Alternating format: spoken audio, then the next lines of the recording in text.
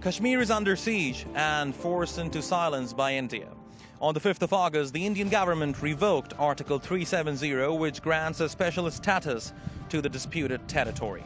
Since then, many senior political figures have been put under house arrest and a total communications blackout have been imposed by the Indian government. I'm here in Istanbul, where I got the opportunity to sit down with the president of Azad Kashmir, Sardar Masood Khan, to ask him about what he thinks of this latest round of tensions between India and Pakistan. I'm Jaffar Hasnain, and this is ANEWS Exclusive.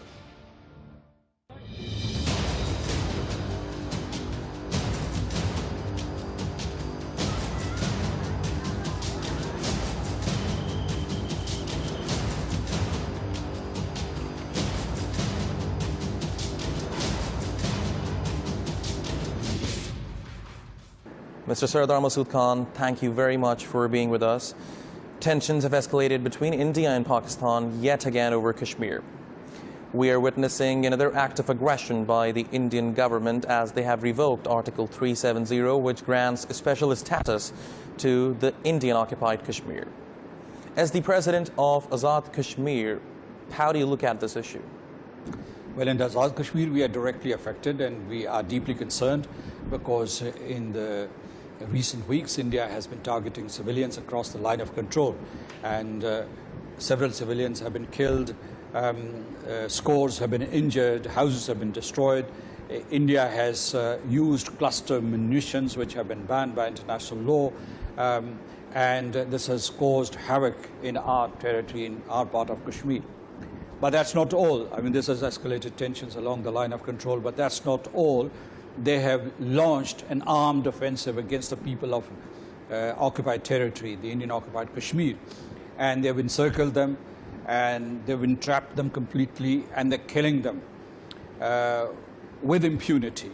Recently, they sent 180,000 additional troops who are brutalizing the people of Jammu and Kashmir because, of course, when they repeal these two domestic articles or domestic constitution articles, there was a massive reaction there because this territory belongs to people of Jammu and Kashmir, and they've had certain privileges well established and well recognized, for instance, in regard to ownership of property or acquisition of property, permanent residence, right to vote, their employment or enrollment in colleges. All these privileges have been taken away, and this was never a gift by the government of India to the people of the Indian-occupied Kashmir.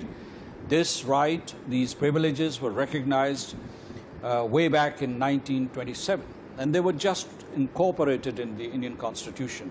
So their inherent and inalienable rights have been taken away from them. But that's not all. They want to bring in these people from all over India and settle them in Kashmir. They want to create illegal settlements in the territory.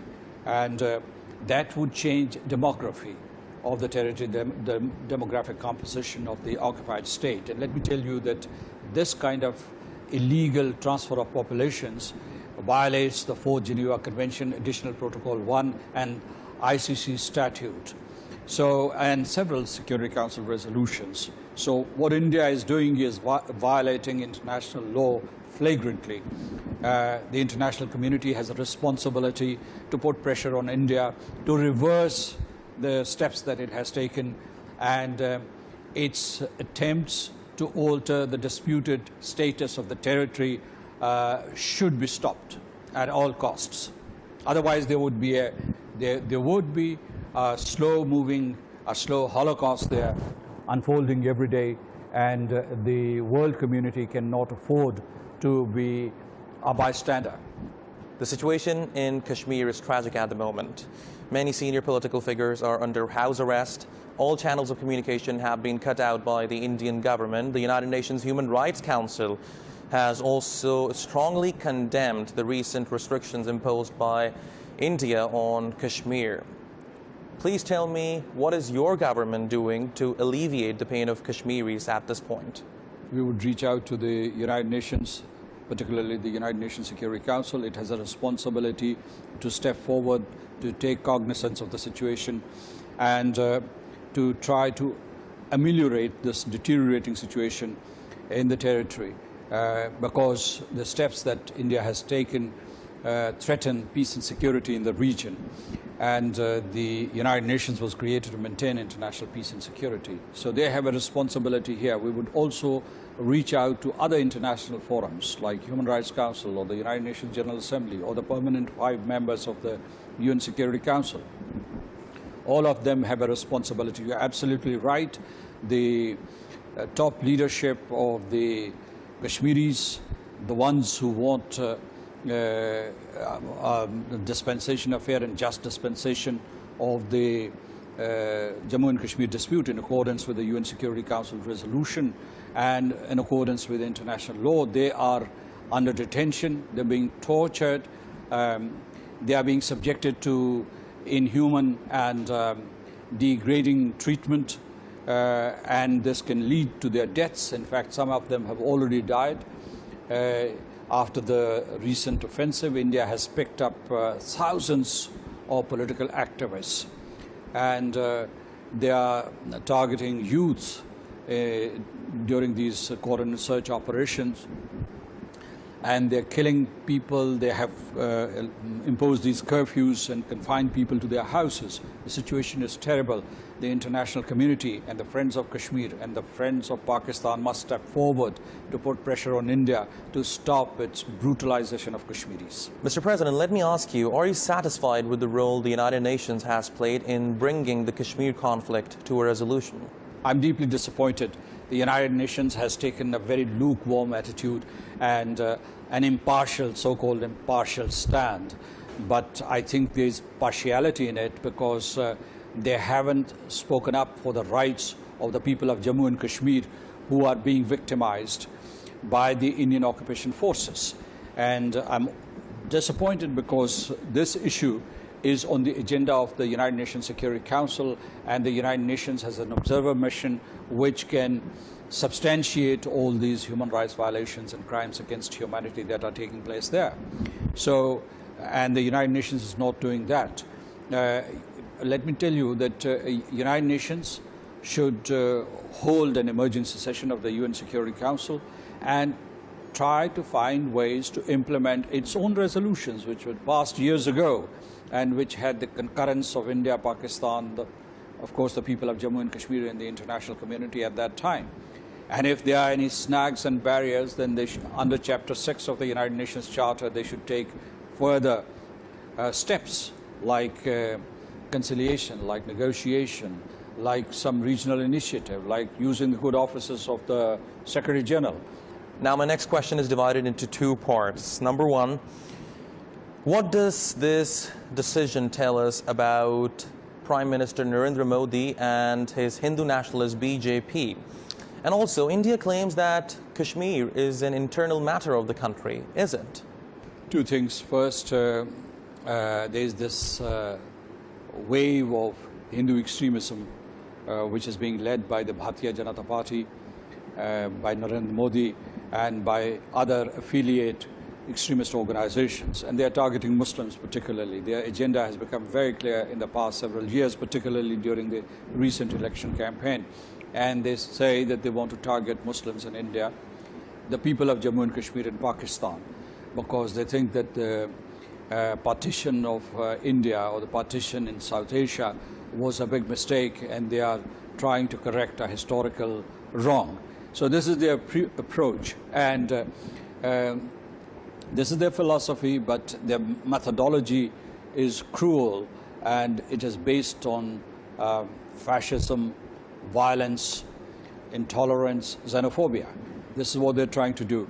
They are in fact subjecting Muslims in India to violence.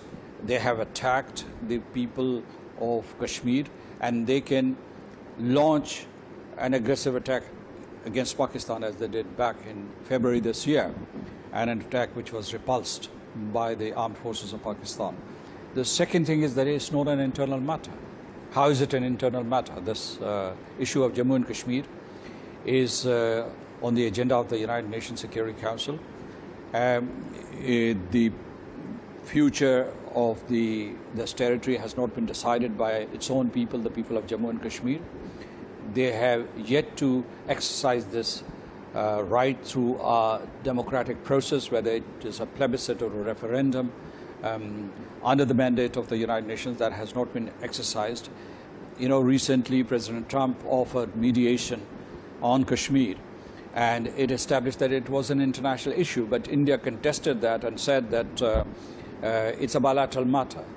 But they did not say at that time that it was an internal matter, and the steps that they have taken are totally illegal, but they are not an internal matter, and they are not even a bilateral matter, because if this was a bilateral matter, they would have consulted Pakistan before trying to colonize the territory of Jammu and Kashmir, or trying to change its demographic composition, which is a violation of the 4th Geneva Convention, Additional Protocol 1 and ICC statutes. So I would say that it is an international issue, and it has to be resolved through diplomacy, not through state terrorism or coercive means that India is using in the Indian occupied territory. Mr. President, the situation in Kashmir is getting worse day by day. An estimated 70,000 people have been killed, mostly in the Indian occupied territory. Now that tensions are high again in the region, what is your message to the international community? Well, I would say that the real number is 500,000. I mean, these killings started in 1947, and they have been continuing since then.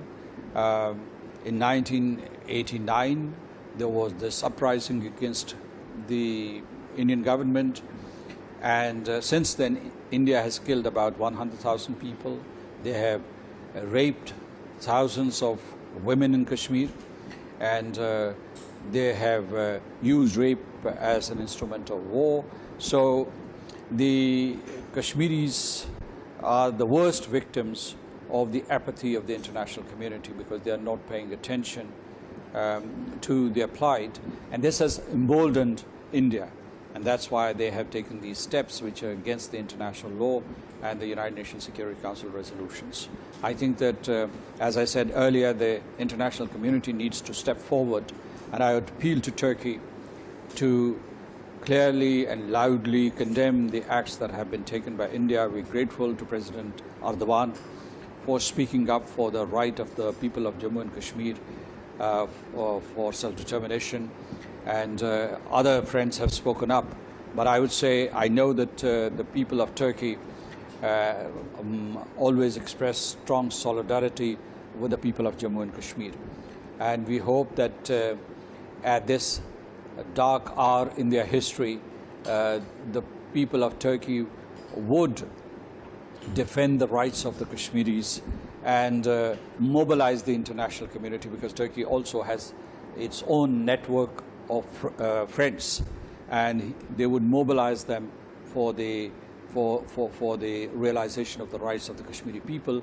And the first priority right now is that steps should be taken to ensure that Kashmiris are not killed in their own homeland by Indian occupation forces.